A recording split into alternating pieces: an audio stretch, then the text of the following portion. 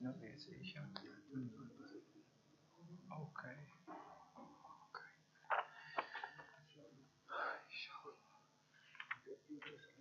Hmm? He says he'll make it like a podcast, so I don't think the camera's on. He says he'll do like a podcast, so I think the camera's on. Hmm? It's just, I don't think the camera's on. He says he'll do like a podcast, so we can hear him.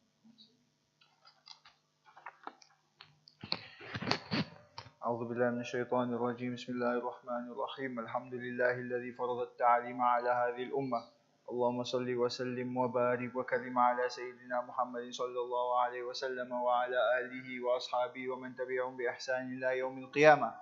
نوينا التعلم والتعليم والتذكر والتذكير والنفع والانتفاع والإفادة والاستفادة والحث على التمسك بكتاب الله تعالى وسنة رسوله وابتغاء مرضاته سبحانه وتعالى. اللهم إنا نسألك فهم النبيين وحفظ المرسلين وإلهام الملائكة المقربين برحمتك يا أرحم الراحمين. أما بعد. السلام عليكم ورحمة الله وبركاته.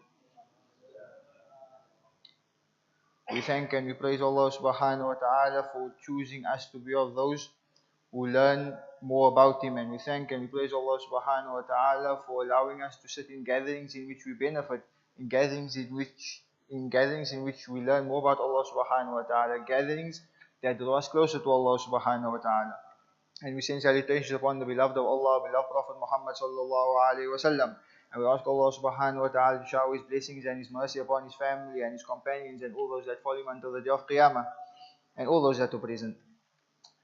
In the last few classes we spoke about wujud, and we said that we would use the basis of this from poetry called Aqeedah Awam, right? And there are English translations if you go and look for it. So we work in those order of the attributes of Allah subhanahu wa ta'ala.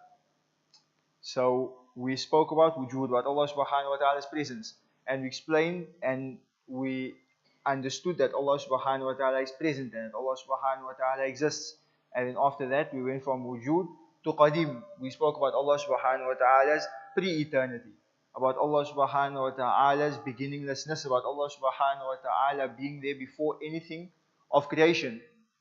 So after we speak about Allah subhanahu wa ta'ala's pre-eternity, we speak about baqa, Allah subhanahu wa ta'ala being post-eternal, right? Which builds upon the pre-eternity. So today we will do maybe 2 or 3 attributes, because the baqa is simple. The baqa is based upon the pre-eternity of Allah subhanahu wa ta'ala. If you understand the pre-eternity, it's very simple to understand the post-eternity of Allah subhanahu wa ta'ala. So we would say first of all, dalil naqli, dalil from the Quran and Sunnah, that Allah subhanahu wa ta'ala is post-eternal. Allah subhanahu wa ta'ala says in the Quran, huwa al-awwal wal-akhir. The same ayah that we used in the last class, Allah subhanahu wa ta'ala is the first and the last. And the scholars of tafsir, they would say huwa al-awwalu bila bidaya wal-akhiru bila nihaya. That Allah subhanahu wa ta'ala is the first without a beginning, and Allah subhanahu wa ta'ala will be the last, meaning that the last without the end, that all creation will perish and Allah subhanahu wa ta'ala will remain. Allah subhanahu wa ta'ala, He says, وَكُلُّ مَنْ عَلَيْهَا فَانٍ وَيَبْقَى وَجْهُ رَبِّكَ ذُو الْجَلَالِ وَالْإِكْرَامِ. That everything in this world and everything that contains and everything in the universe, everything in existence will perish except Allah subhanahu wa ta'ala. وَيَبْقَى وَجْهُ رَبِّكَ ذُو الْجَلَالِ وَالْإِكْرَامِ. That Allah subhanahu wa ta'ala will be the only one that remains until the soul of everyone in creation will be taken, even the angels, and the only one that will be left is Malik al-Maut. he will be the only one left, and Allah subhanahu wa ta'ala will say, is there anybody left? And he will say that, oh, I'm the only one left. And Allah subhanahu wa ta'ala will tell him that, take your own soul. Right? So Malik al-Maut, he takes his own soul, and the only one that is left is Allah subhanahu wa ta'ala. And after that, Allah subhanahu wa ta'ala resurrects everybody for Qiyamah. Wa ala kulli hal. Says about Allah subhanahu wa ta'ala being post-eternal. So like we said, we have Dalil Naqli and Dalil Aqli. And Dalil Naqli is simple, Quran, Sunnah, easy. But we say Dalil Naqli, right? We say that Dalil Naqli, that if it was allowed for Allah subhanahu wa ta'ala to perish, right? Like we said, when we use Dalil Aqli, when we use logical evidence, we speak theoretically. So if we say, if it was allowed, right, for Allah subhanahu wa ta'ala to perish, which is the opposite of wujud. We have wujud is existence, and Adam is non-existence. So if it was allowed for Allah subhanahu wa ta'ala to be non-existent, which is something that it's allowed for us, we can be existent, we can be non-existent, right? So he says, if it was allowed for Allah subhanahu wa ta'ala to be non-existent, right, then the attribute of being pre-eternal would disappear. Why? Because pre-eternal and post-eternal, right, like we said, that it's connected. Right? Post-eternal means that Allah subhanahu wa ta'ala has no beginning. Pre-eternal means that Allah subhanahu wa ta'ala has no end. Right? So if we say that Allah subhanahu wa ta'ala has an end, then we can't say that He was qadim. We can't say that He does not have a beginning, because everything that has an end has a beginning. Logically, and we explained pre-existence that everything that has a beginning has an end. So the same here, if you say everything that will perish, we understand that they have a beginning, that they had a beginning. So if we say theoretically that Allah subhanahu wa ta'ala was not al-Baqi, that He was not post-existent, right? That Allah subhanahu wa ta'ala will perish. Theoretically, if we say this, meaning that Allah subhanahu wa ta'ala has a beginning. If we say that Allah subhanahu wa ta'ala has a beginning, means He's subject to change. If Allah subhanahu wa ta'ala is subject to change, that means He's an incident. If Allah subhanahu wa ta'ala is an incident, that means that He needs a trigger to bring Him into existence. Right? And if Allah subhanahu wa ta'ala needs a trigger to bring Him into existence, meaning that He needs a creator to create Him, then that creator that created Him needs a creator to create Him, and that one needs a creator to create Him, and go in an infinite cycle, in an infinite loop. And like we said, if there was an infinite loop, then there would be no creation. But if we say that Allah subhanahu wa ta'ala is the creator, and that He is not an incident, and that He is not subject to change, and that Allah subhanahu wa ta'ala was there before everything, and that He was pre-eternal, right? Meaning that Allah subhanahu wa ta'ala has no beginning, meaning that if He had no beginning, He has no end, logically speaking. And simply that is how you explain Baqa. That's how you explain Allah subhanahu wa ta'ala being post-eternal. You connect it to Allah subhanahu wa ta'ala's pre-eternal. In Jawhar al-Tawheed, which is a book speaking about Tawheed poetry, the Shaykh says, وَكُلُّ مَا جَازَ عَلَيْهِ الْعَدَمُ عَلَيْهِ قَدْ أَنْ يَسْتَحِيلُ الْقِدَمُ. That everything that's allowed to perish, it's inconceivable that thing had no beginning, right? Like we said, that if something has a beginning, it has an end, right? Something has a beginning, it has an end. If something has a beginning and an end, it's subject to change. If something is subject to change, it's considered an incident. If it's an incident, it needs a trigger, right? So from Qidam and Baqa, we take note of a few things. The first one is that Allah subhanahu wa ta'ala, He does not have a beginning and He does not have an end, subhanahu wa ta'ala. Right? About us, we have a beginning and we have an end. Second one. The third one is that Jannah, like we said, somebody asked last week, is Jannah, what is the question? Is Jannah eternal? Right? So we explain, we say Jannah is not eternal. Jannah is ever continuous. Right? It's the difference between something being eternal and something being ever continuous. Why? Because Jannah had a beginning. Jannah is part of creation. So if something has a beginning, but Jannah does not have an end, the hellfire does not have an end, so it's But that doesn't mean that it's eternal, right? Because it has a beginning. Something that's eternal does not have a beginning nor an end. So if something has a beginning but does not have an end, is considered, what did you say now? Is considered ever continuous, right? Meaning that it will continue and continue and continue. For example,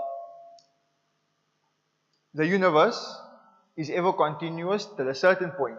Is ever continuous, but it's limited at the same time. Meaning that the universe, as we speak, it expands. The universe every day expands and expands and expands, and new universes, new stars, new planets are created. The universe is ever expanding, right? Ever continuous. But the universe is limited. When Allah subhanahu wa ta'ala calls for Qiyamah to start, the universe will stop expanding, right? And everything will end. But Jannah and Jahannam is ever expanding, ever continuous, right? So that is Al-Qidam min Baqa, pre-existence, post-existence. So now you know that Allah subhanahu wa ta'ala exists. Now you know that Allah subhanahu wa ta'ala had no beginning. And you understand that Allah subhanahu wa ta'ala has no end. So another important thing that we have to understand is something called mukhalafatul hawadith. Mukhalafatul hawadith meaning that Allah subhanahu wa ta'ala has no similarity to the creation. That means that Allah subhanahu wa ta'ala is nothing like the creation.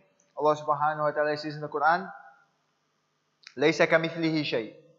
Right? Allah subhanahu wa ta'ala says, لَيْسَ كَمِثْلِهِ شَيْءٍ. That there is nothing like Allah subhanahu wa ta'ala. Nothing like Allah subhanahu wa ta'ala. And that is the dalil naqli, dalil from the Quran Sunnah, that there is nothing like Allah subhanahu wa ta'ala. لَيْسَ كَمِثْلِهِ شَيْءٍ. So the meaning of mukhalif al-hawadith meaning that there is nothing in creation like Allah subhanahu wa ta'ala. Like we mentioned when we did the introduction, before last year when we did the introduction, we mentioned the qaida, and I think we mentioned afterwards also. A qaida, we have, when we study fiqh, we have qawaid. Qawaid are rules. When we study aqeedah, we have qawaid. When we study anything, there are qawaid, there are certain rules. Rules taken from the Quran and the Sunnah. So we have a qaida, a rule that says, كل ما خطر في بالك فالله خلاف ذلك. That everything that you can think of, anything that you can comprehend, anything that you can imagine, Allah subhanahu wa ta'ala is not like that. Allah subhanahu wa ta'ala is different from that. Allah subhanahu wa ta'ala is not similar to that. Anything that you can imagine. Why? Because our minds are limited. And Allah subhanahu wa ta'ala is, like we said, our minds are limited, and our limited minds cannot comprehend the limitless. Like we mentioned before also, that Sayyidina Abu Bakr, he says, وَالْعَجَزُ عَنْ دَرَكِ الْإِدْرَاكُ إِدْرَاكُ وَالْبَحْثُ عَنْهُ شِرْكٌ وَإِشْرَاكُ. That Sayyidina Abu Bakr, he mentioned, and he said that, trying to tell you that if somebody gives you proof in something, especially about Aqeedah. Aqeedah is a very delicate subject, right? So he says that الْعَجَزُ and darakul idraku, right? That your incapability, or when you understand your incapability of fully understanding, right? Then you understand. Meaning that if you try to think about Allah subhanahu wa ta'ala, right? Then you're still in fault. Once you realize that you cannot truly imagine Allah subhanahu wa ta'ala or think about Allah subhanahu wa ta'ala in a certain form, then you begin to understand. وَالْبَحْثُ عَنْهُ شِرْكٌ وَإِشْرَاكُ. And trying to search for this after the proofs were given to you, it leads you to kufr and leads you to shirk. Right? So he says Allah subhanahu wa ta'ala لَيْسَ كَمِثْلِهِ شَيْءٍ. And the dalil aqli, the logical evidence, right, would be that if Allah subhanahu wa ta'ala was not mukhalifatun al-hawadith, if he was not, or we say if Allah subhanahu wa ta'ala was similar to creation, right? If Allah subhanahu wa ta'ala was similar to creation, then we would say if Allah subhanahu wa ta'ala was similar to creation, then that would mean an incident, right? Then that means that Allah subhanahu wa ta'ala is hadith. And something that's an incident, or somebody who is hadith, cannot be a God.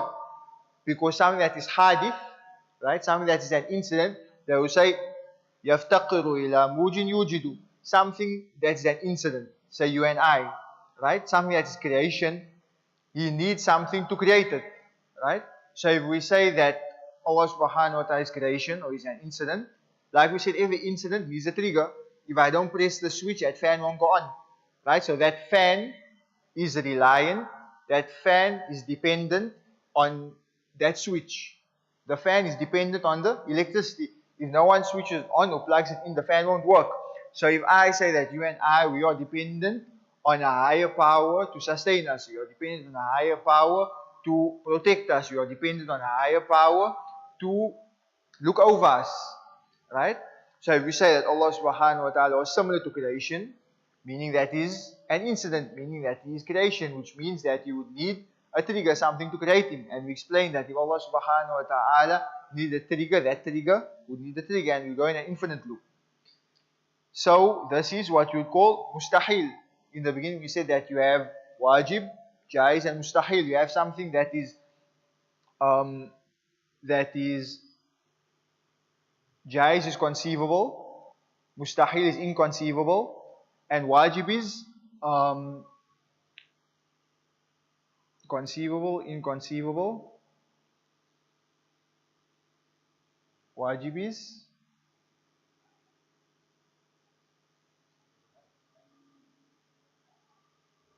what's the in Aqeedah? I use a different word. You don't say compulsory. Wajib is something that's inevitable. Wajib is something that is inevitable. And jaiz is something that is conceivable. And mustahil is something that is inconceivable. So this mumathalatun al-hawadith mean that Allah subhanahu wa ta'ala being similar to creation is something that is considered inconceivable.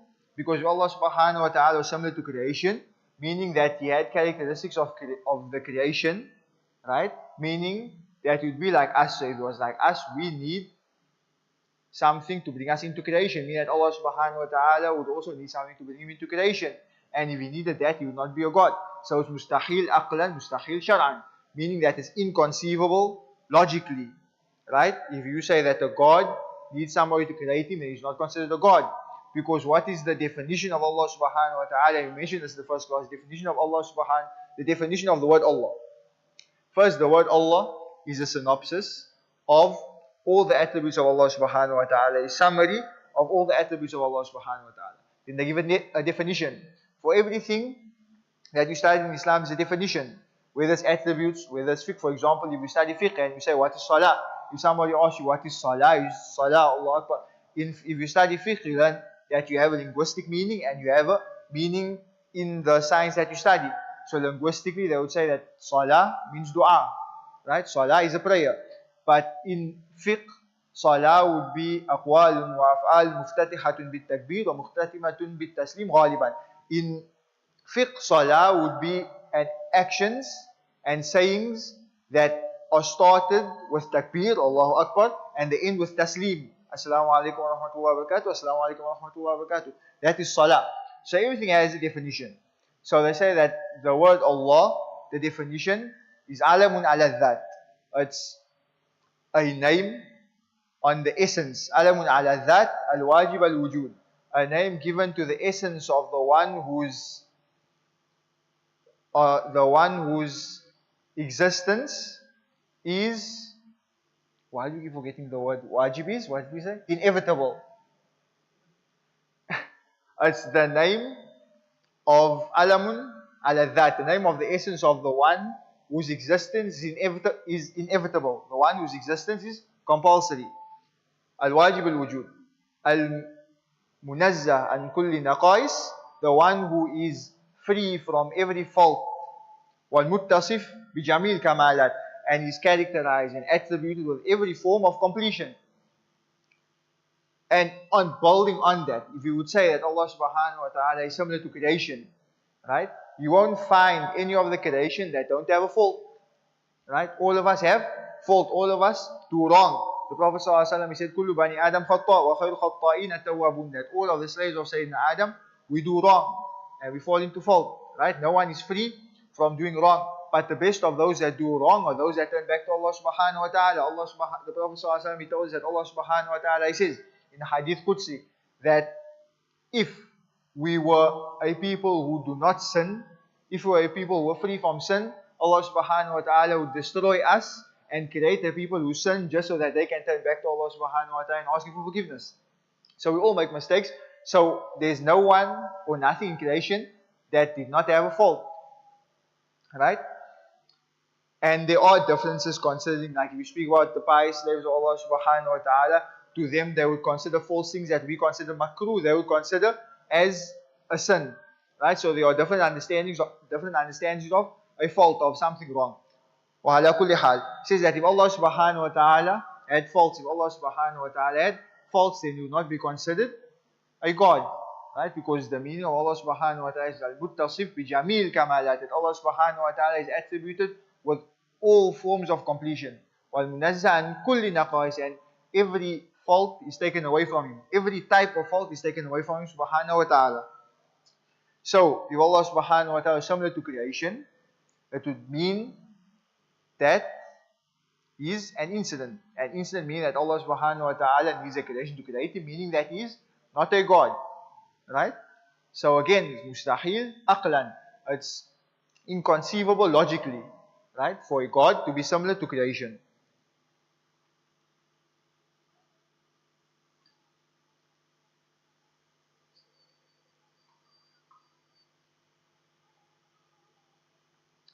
And then there's something important. Like some people, they read tafsir and they read the English of tafsir. Something that you'll come upon if you read tafsir is on that ayah, لَيْسَ كَمِثْلِهِ شَيْءٍ. They would say that لَيْسَ كَمِثْلِهِ شَيْءٍ. Right? They would say that in tafsir, most tafsirs, they would say that لَيْسَ كَمِثْلِهِ, the kaf is extra. Right? And some will ask, how can there be extra letters in the Quran? So what happens here is that the takdir of it is لَيْسَ مِثْلِهِ شَيْءٍ. But read لَيْسَ كَمِثْلِهِ شَيْءٍ. So why they say it's mahdhuf, why they say that it's added, is because if we were to say with this understanding, لَيْسَ كَمِثْلِهِ شَيْءٍ, then the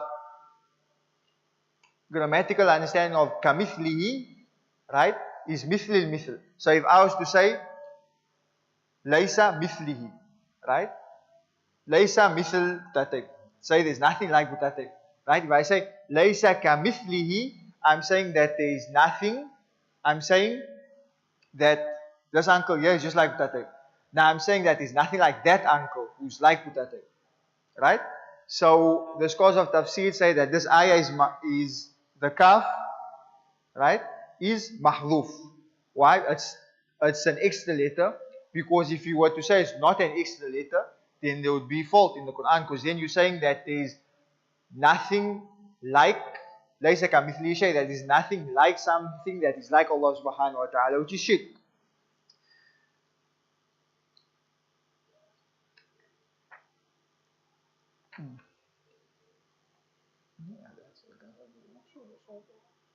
Okay. And then we have a masala, right? Like we explained, if you get fiqh in any subject, you have something called masail. Masail are issues, problems that are found in certain cases that you need to understand. Right? So they mention here, he says a masala. He says that يجب على المكلف شرعا أن يعتقد أن الله تعالى ليس كمثله شيء ومن ذلك أنه تعالى ليس بجسم. He says that it's compulsory upon every mukallaf, every person that is baligh, right, that you should firmly believe that there is nothing like Allah subhanahu wa ta'ala. And from that is that Allah subhanahu wa ta'ala does not have a body like our body. Right? Allah subhanahu wa ta'ala does not have hands like our hands. Allah subhanahu wa ta'ala does not have a face like we have a face. لأنه لو كان جسما لكان مؤلفا والمؤلف أكثر من شيء. So he says that if Allah subhanahu wa ta'ala had a body, that body needed to be created. Right? And if the body needed to be created, that would mean that Allah subhanahu wa ta'ala falls under creation if he had a body. Right? It says, وَهُوَ سُبْحَانَهُ وَاحِدْ أَحَدٍ, that Allah subhanahu wa ta'ala is one. Right? The subject in English of Tawheed is called monotheism. Right? Understanding the oneness of Allah subhanahu wa ta'ala. لأن كل جسم مؤلف من جواهر وكل جوهر متحيز وكل متحيز لا يخلو أن يكون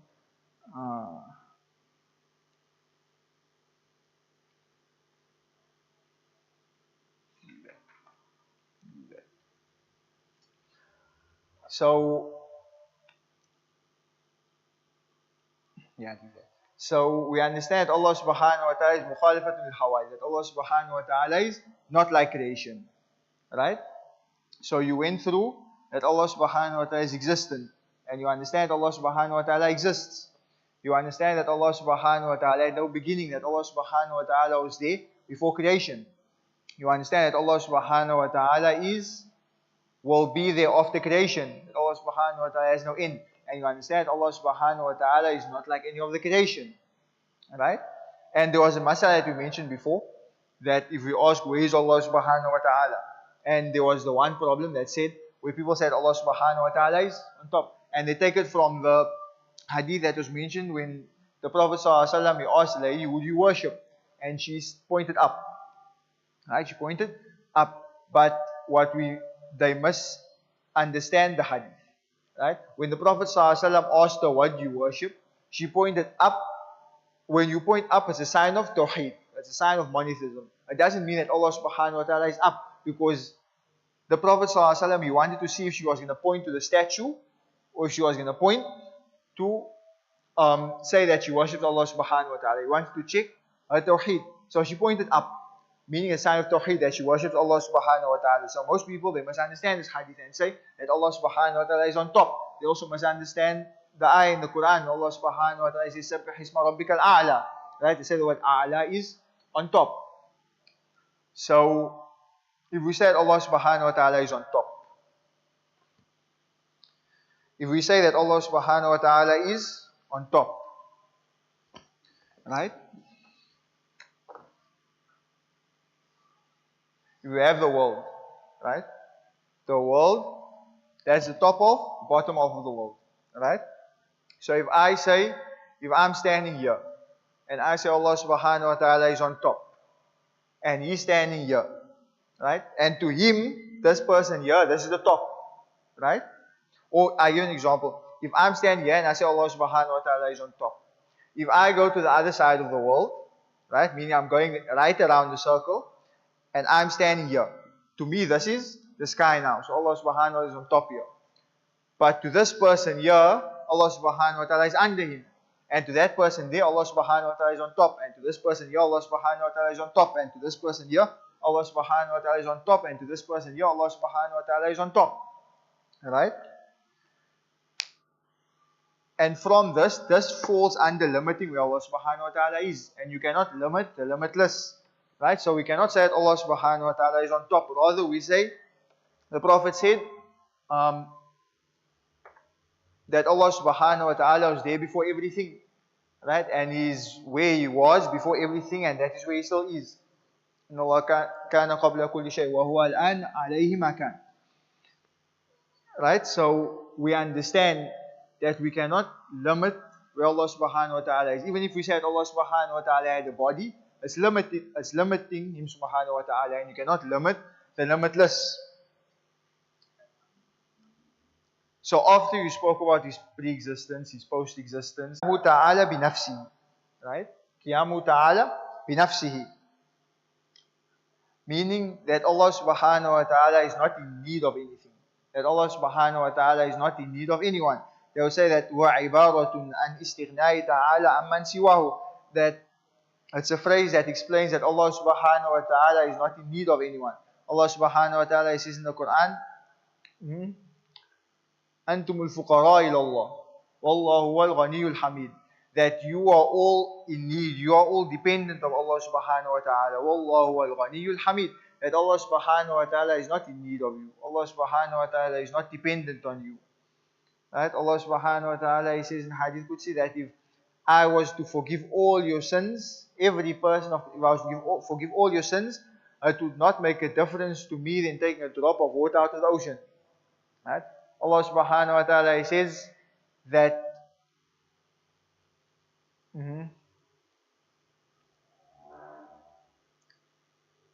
Allah subhanahu wa ta'ala keeps up the stars. Allah subhanahu wa ta'ala keeps up the moon. Right? There is no one in creation, whether you get your movie stars, your presidents, and all the weapons the presidents own, and all the scientists that you have, there is nobody that will be able to hold the moon up, or even one star up, for a few seconds. Right? Allah subhanahu wa ta'ala, He holds the moon, the stars, the galaxies, the planets, all. And Allah subhanahu wa ta'ala brought everything in creation in a tartib, in a set. Right? And even your body. Even your body. Allah subhanahu wa ta'ala says, وَفِيكُمْ. Huh?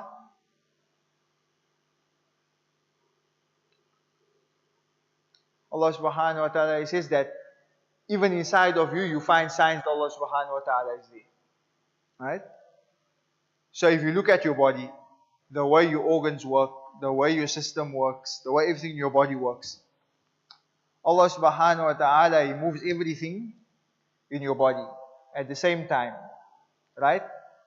The scholars would say that if Allah subhanahu wa ta'ala was to give you control of your own body and your own system and your own intestines for a few seconds or a few minutes, you would fall dead.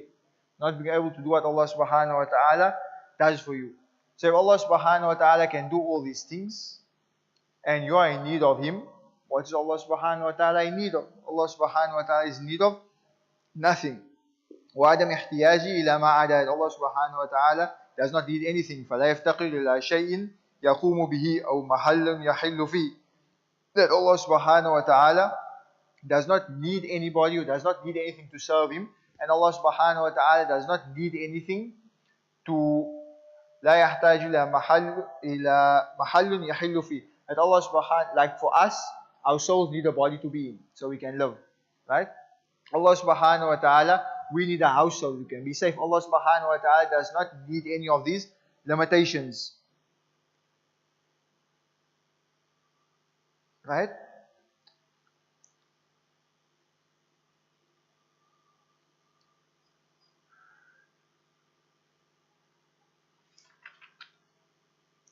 That Allah subhanahu wa ta'ala, He says that كَتَبَ رَبُّكُمْ عَلَى نَفْسِهِ الرَّحْمَةِ. That Allah subhanahu wa ta'ala, He wrote upon Himself rahmah. تَعْلَوْ مَا فِي نَفْسِي وَلَا عَلَوْ مَا فِي نَفْسِكَ. That Allah subhanahu wa ta'ala, He تَعْلَوْ مَا فِي نَفْسِي وَعَلَوْ مَا فِي نَفْسِكَ. Allah subhanahu wa ta'ala, He also says وَنَحْنُ أَقْرَبُ إِلَيْهِ مِنْ حَبْلِ الْوَرِيدِ. That Allah subhanahu wa ta'ala is closer to you than your jugular vein. Right? So Allah subhanahu wa ta'ala is closer to you than your parents. Allah subhanahu wa ta'ala is closer to you than your own body. Allah subhanahu wa ta'ala is closer to you than you are closer to yourself. So, dalil naqli. Ya ayyuhan nasu, like we mentioned, Ya ayyuhan nasu, antumul fuqara'u ila Allah. Wallahu al-ghaniyul hamid. And Allah subhanahu wa ta'ala also says, Wallahu al-ghani wa antum al-fuqara. That Allah subhanahu wa ta'ala is the one who is not dependent and you all are dependent. Then dalil aqli. He says, وَذَلِكَ وَالدَّلِيلُ أَقْلِي عَلَى ذَلِكَ أَنَّهُ لو احتاج سبحانه وتعالى إلى محل لكان صفة ولو كان صفة لاتصف بصفات المعاني والمعنوي وهذا محال أنه واجبة القيام به تعالى وإذا بطل كون صفة بطل. He says that if Allah subhanahu wa ta'ala needed something, if Allah subhanahu wa ta'ala needed, for example, our souls need a body to be in, right? If Allah subhanahu wa ta'ala needed to be in something, right, then that would be considered an attribute. It would be considered a characteristic, right? And if it was a characteristic, characteristics have meanings, right? How do you explain this better?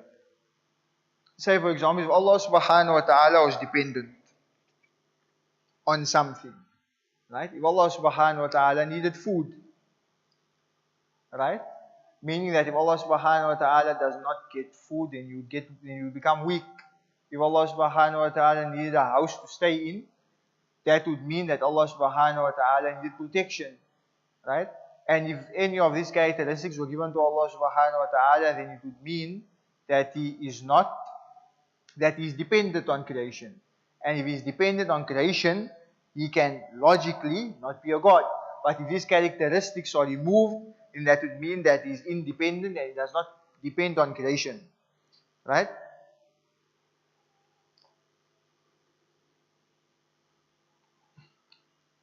Qiyamu bi nafsi. That Allah subhanahu wa ta'ala is independent. And then we get to one of the important ones. One that we speak about, wahdaniyah. Wahdaniyah, speaking about Allah subhanahu wa ta'ala being one. Right? So we understand Allah subhanahu wa ta'ala is one. Qul huwallahu ahad, Allahu samad. There are many ayahs that speak about Allah subhanahu wa ta'ala being one. Allah subhanahu wa ta'ala says, Qul huwallahu ahad. Says the Prophet sallallahu alaihi wasallam to tell the people that Allah subhanahu wa ta'ala is one. So we have Christians that believe in the Trinity. We have the Greeks that believe in different gods. We have many people that believe in more than one God. Right? So this normally is a long explanation. Right? But it's almost Isha. So we'll explain this in the simplest way. And then next week, we'll give you more examples, because wahdaniyah is something like wujud, like knowing that Allah subhanahu wa ta'ala exists, something that you need to understand completely. You need to firmly understand it. Right? So we'll give more examples next week. But the easiest way to understand it, right, is, so if we were to say that theoretically there was God 1, God 2, God 3, right? Theoretically. Or we say there's God 1 and God 2, leave God 3, we say God 1 and God 2. Theoretically speaking, one of three things will happen.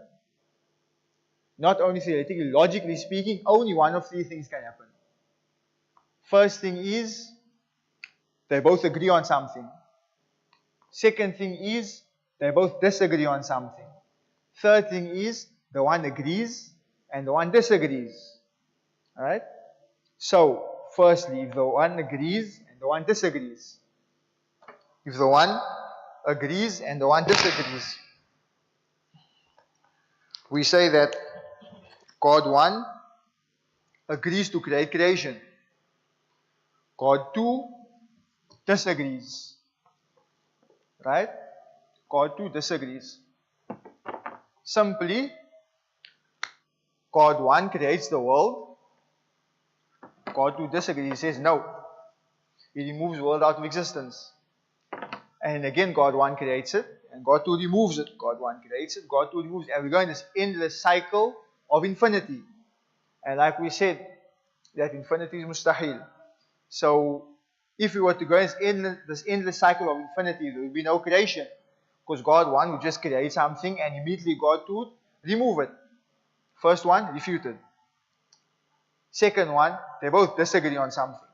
That's even simpler. They both disagree on something. There would be nothing. Right? God 1 comes and says, I don't want to create anything. God 2 is okay. We don't create nothing. Right? There's nothing. No creation. The last one. Right? I think we explained the last one once. We told Tate to come to draw a circle. Right? So, the last one was they both agree on something. Right?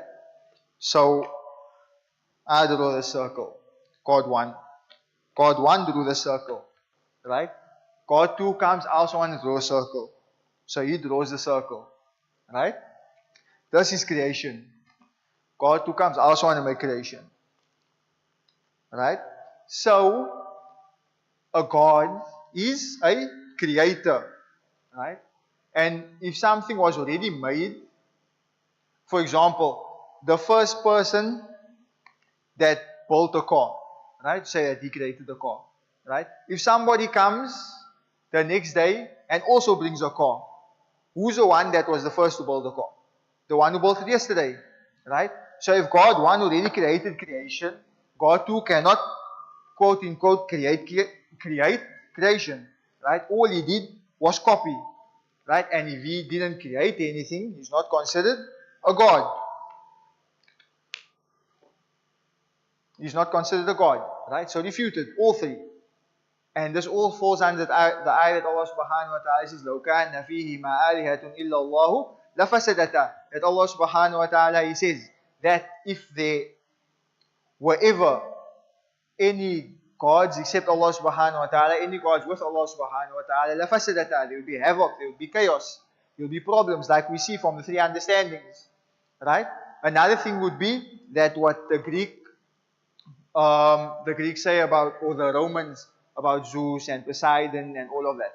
So, if we say that Zeus controls lightning, Poseidon controls water, and, right? Zeus can't control water, Poseidon can't control lightning. That one can only control that one can only control that. So, if he can only do that and he can't do that, that means he has fault. That means he's incapable of doing something.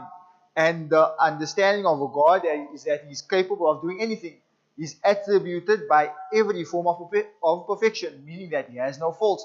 So if I come to Zeus, the god of lightning, right? And a massive tsunami comes, they ask him for help, he's going to drown with him because you can't control water. If there's a lightning storm and I go to Poseidon that just controls water and they ask him to stop the lightning, they're going to shock with him because you can't stop lightning, right? So that's also refuted. Is there any other ones about Wahdaniyah?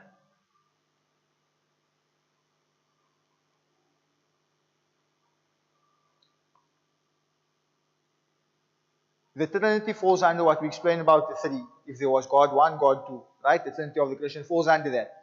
Zeus and the Romans, that's refuted. Yeah. That's the simple understanding of Wahdaniyah. And like we said, this main dalil Aqeedah. لو كان فيهما آلهة إلا الله لفسدتا قل هو الله أحد. Right? There are many ayahs. So we did 3 attributes. Right? But they are simple attributes. The attributes are simple to explain. Most of the time it's examples. But when you get further, when you speak about the books are simple. When you speak about the malaika, there's a bit of explanation. When you speak about the prophets, and you get the biography of each prophet. And then the longest part would be speaking about the Ahwalul Qiyamah. What will happen in Qiyamah is something that most people don't take note of. Right? They say that the Prophet ﷺ, when Sayyidina Jibreel came, he asked about Islam, he asked about Iman, he asked about Ihsan. Right? But they don't finish the hadith. Right? He said, what the Prophet said at the end, that Sayyidina Jibreel, he came to teach you your deen. So everything that he asked about, taught you that you have to learn about each of those things. Yes, he asked about Islam. Yes, he asked about Iman. Yes, he asked about Ihsan. So, there's one more that he asked about. Right? He asked about Akhir Zaman. He asked the Prophet ﷺ, when will Qiyamah come? When will the end of times come? Right? So the Prophet ﷺ, he said that the one that is asking does not know more than the one who's being asked. And so the Prophet ﷺ, and so Sayyidina Jibreel asked the Prophet ﷺ, tell me about its signs.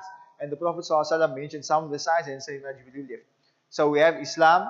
So some of the scholars, they would write Islam, Iman, Ihsan, wa ma'rifatu bi akhir zaman.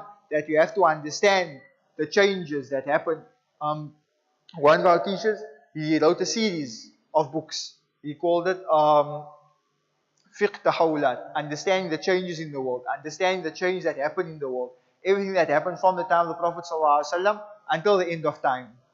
Right? And when you come to that part, and then that would be the longest, speaking about everything that has happened, everything that's happening, and everything that will happen and what happened in Qiyamah. Right? Any questions on what we mentioned from Wujud until now, until Wahdaniyah?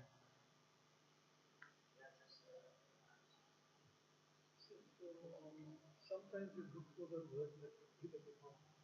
But the word for the meaning for mustahil, you can also use the word impossible. In every science you get to use the words differently. Like in fiqh, if you say wajib, you say something is wajib as compulsory. So in Aqeedah, they would use that words, it would be better to use. So if we say something is wajib, we can't say it's compulsory for Allah subhanahu wa ta'ala. So you say wajib, we say it's inevitable. Right? If we say something is jaiz, if you speak in fiqh, say something is jaiz, you're saying it's allowed, it's permissible. But if you speak in Aqeedah, you're saying that it's conceivable, meaning that you can comprehend it, you can think about it. But if you say mustahil is something ما لا يتصور في العقل عدم ولا وجود. وجود ولا عدم, something that you cannot comprehend. You cannot imagine that thing being there and you can't even imagine that thing being non-existent, meaning that it's inconceivable. So the words that we use, it depends, the translation depends on the subject that you're studying, on the science that you're studying. And those three are the best translations for Aqeedah. Wajib is inconceivable, and Jaiz is, no, Wajib is inevitable, Jaiz is conceivable, and Mustahil is inconceivable. Sheikh, say that if a non-Muslim asked you about Allah moving, you said in that when Muhammad sallallahu alaihi wasallam said, Allah is where he was. Mm-hmm. So if you ask you how to answer that? So the concept of movement. Movement is either to the front, to the side, to the back, right? Meaning that movement depends on direction. Direction is a limit. And Allah subhanahu wa ta'ala is limitless. So Allah subhanahu wa ta'ala is not in the surroundings of, or Allah subhanahu wa ta'ala is not confined by direction. Meaning that Allah subhanahu wa ta'ala is not confined by movement. So Allah subhanahu wa ta'ala is everywhere. That Allah subhanahu wa ta'ala is everywhere without being there. Meaning that Allah subhanahu wa ta'ala is not confined in that place, but Allah subhanahu wa ta'ala is there. Like we said, Allah subhanahu wa ta'ala says in the Quran, وَهُوَ أَقْرَبُ إِلَيْهِ مِنْ حَبْلِ الْوَرِيدِ, that Allah subhanahu wa ta'ala is closer to you than your jugular vein. It's not saying that Allah subhanahu wa ta'ala is just here, sitting just before your jugular vein. Right? We're saying that spiritually Allah subhanahu wa ta'ala is closer to you. When you speak about Al-Basir, that Allah subhanahu wa ta'ala is the all-seeing, right? They say that Allah subhanahu wa ta'ala sees everything. Even a black ant walking on a black stone in the darkest of nights, and Allah subhanahu wa ta'ala sees that ant and hears the footsteps of that ant. Right? But back to that, like we said, movement is dependent on direction. And direction is limited. And Allah subhanahu wa ta'ala is limitless, so He's not dependent on direction. Therefore, He is not within the confines of movement. Anything else?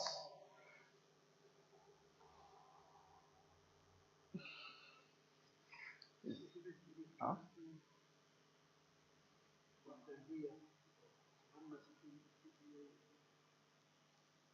Before we answer, our teacher will tell us that two people don't learn. Two people will never learn. You can sit in a class for years, but two types of people will never learn. Al-mustahi wal-mutakabbir. That somebody, first al-mutakabbir, somebody that has pride, will never learn. If you look at Iblis was known as one of the jinn that worshipped Allah subhanahu wa ta'ala the most. The scholars would say that there's no place that we walk on this earth except that Iblis made sujood to Allah subhanahu wa ta'ala. But because of a moment of pride that he had, he fell and became the lowest of creation. So they say, first one is pride. Two things if you have, you'll never learn. If you can sit in the class how long you want. Pride. The second one is al-mustahi wal-mutakabbir. The first one is somebody who's prideful. The second one is somebody who is shy. Whether it's the teacher or whether it's the one asking.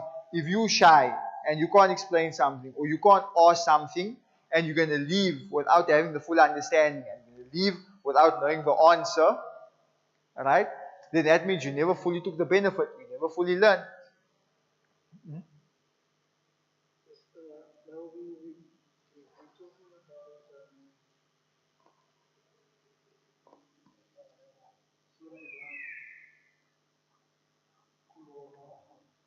so basically, Ahad means oneness. It's not one. Ahad. If you say Allah is one, in Arabic, one means wahid. But wahid, one can be divided. Allah is. You understand what I'm trying to say? If we talk about Wahdaniyah, right? Because you mentioned the Trinity, we have three gods, but if we come to Allah, Wahdaniyah, Allah's one. But basically, Kul Wallah means say to them, Rasulullah, Allah is one.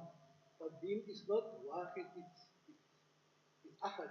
that's one of the issues where you would say وعدم الإدراك إدراك والبحث عنه شرك وإشراك, that we understand أحد is same like واحد, one is one, right? You can say ثاني, you can say اثنين, it's both two.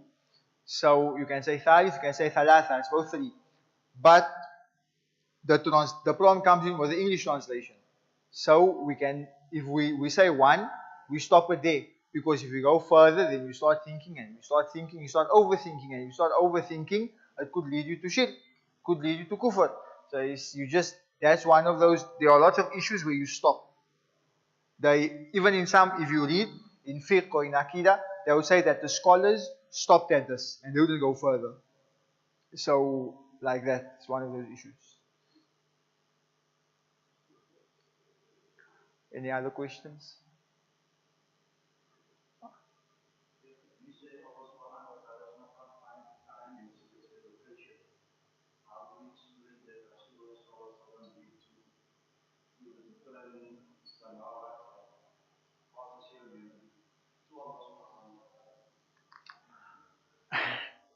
So, do you understand the concept of dimensions? What's the dimension? So, we say that in science we have 10 dimensions, right? If we go past the 10th dimension, it's outside of time and space, right? So, back to Islam. The Prophet ﷺ, he went to Masjid al-Aqsa, and he went up, and he went to the first heaven, the second heaven, the third heaven. And then, after that, the Prophet ﷺ, he went on top of all the heavens to something called the Sidrat al-Muntaha. The Sidrat al-Muntaha is a massive lottery, right? A massive lottery which encompasses the universe, right? Which encompasses all of creation. What is further than that is beyond time and space. What is further than that is something that is inconceivable, right? To the point that even Sayyidina Jibreel, he said, if I was to go further, I would burn, right? Meaning that the Prophet ﷺ, he was allowed to go somewhere that is nowhere. He was allowed to go somewhere that is outside of the confinements of time and space through the permission of Allah subhanahu wa ta'ala. And if anybody says that Allah subhanahu wa ta'ala cannot do that, anybody that believes that Allah subhanahu wa ta'ala was not able to do that, that could lead you to shirk, right? Because Allah subhanahu wa ta'ala can do anything. If you're saying that Allah subhanahu wa ta'ala can't take you now to Him, right? But you don't know where it is, that is nowhere and it's somewhere outside the confines of time and space, then you have a problem in your Aqeedah. Could lead you to shirk, right? That's how they would explain, even if you would speak about a wali and you speak about karamas, right? In Aqeedah we said كل ما كان معجزات للنبي جاز أن يكون كرامة لولي. Anything that was a mu'jiza for the Prophet ﷺ, it was a miracle for the Prophet ﷺ, it can be a karama for wali. Pious slave of Allah subhanahu wa ta'ala, Allah subhanahu wa ta'ala is able to allow any of his pious slaves to do the same thing. If you say the Prophet ﷺ split the moon in half, right? Splitting the moon in half, scientists found this past few years, they found there's a crack on the moon, they found that the moon was split in half, right? So if you say that Allah subhanahu wa ta'ala allowed the Prophet ﷺ to split the moon, right? كل ما كان معجزات للنبي جاز يكون كرامة لولي. That Allah subhanahu wa ta'ala is allowed, Allah subhanahu wa ta'ala is able to allow one of his pious slaves, logically, theoretically, and in reality, Allah subhanahu wa ta'ala is able to allow one of his pious slaves to split the moon, right?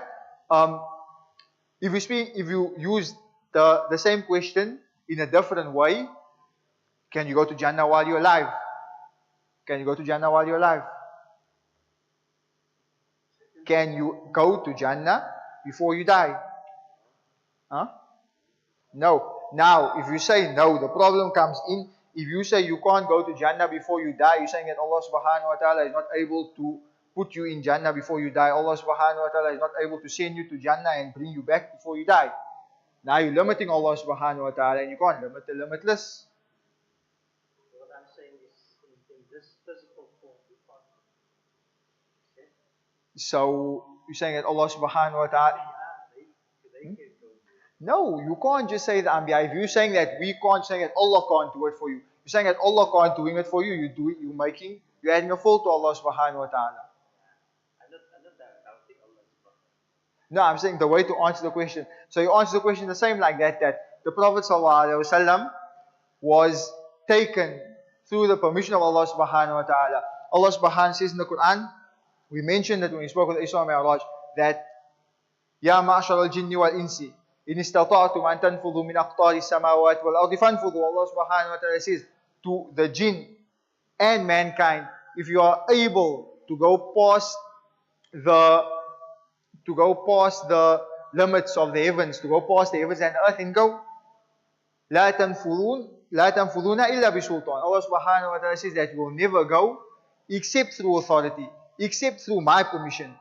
Right? And this is the authority, the sultan that Allah subhanahu wa ta'ala gave the Prophet sallallahu alaihi wasallam, that nobody else went to that point. Even Sayyidina Jibreel, like we said, that he said, you go further, if I was to go further, I would burn. Right? Because there are many favors that the Prophet sallallahu alaihi wasallam was favored with. For example, Sayyidina Musa, like we mentioned in Isra Mi'raj, Sayyidina Musa, when he spoke to Allah subhanahu wa ta'ala on the mountain which was on this wall, right? Allah subhanahu wa ta'ala told him, and when he came onto the mountain, Allah subhanahu wa ta'ala told him, إِخْلَعْ نَعْلَيْكَ إِنَّكَ بِالْوَادِ الْمُقَدَّسِ طُوًى, that take your slippers off. You are in a sanctified place. When the Prophet sallallahu alaihi wasallam, he went on top of the heavens, on top of the universe, on top of everything that the universe contains, right? He wasn't told to take his shoes off. He walked with his shoes onto the Sidrat al-Muntaha and spoke to Allah subhanahu wa ta'ala. That's why Imam Shaykh Junaid Dramat, he says in his poetry, على رأس هذا القول نعل محمد علت فجميع الخلق تحت ظلاله. He says that on the highest point of this universe was the slippers of the Prophet sallallahu alaihi wasallam, and all of creation was under the shade of those slippers. Right? So he sallallahu alaihi wasallam was able to do that through the authority and the permission of Allah subhanahu wa ta'ala. Easy shot. We ask Allah subhanahu wa ta'ala to give us the understanding, and we ask Allah subhanahu wa ta'ala to bless us and to make us of those who come closer to Him through this class. And we ask Allah subhanahu wa ta'ala to bless us in Rajab, in what is left of Sha'ban, and to allow us to reach Ramadan, and to aid us in Salah and fasting and reciting the Quran, and to keep us away from anything that is bad for us and all haram. We ask Allah subhanahu wa ta'ala to make us firm on Islam and to strengthen our iman, and to make us of the people of ihsan, and to connect us to the people of irfan. Wa sallallahu ala sayyidina Muhammadin wa ala alihi wa sahbihi wa sallam. Walhamdulillahi rabbil alamin.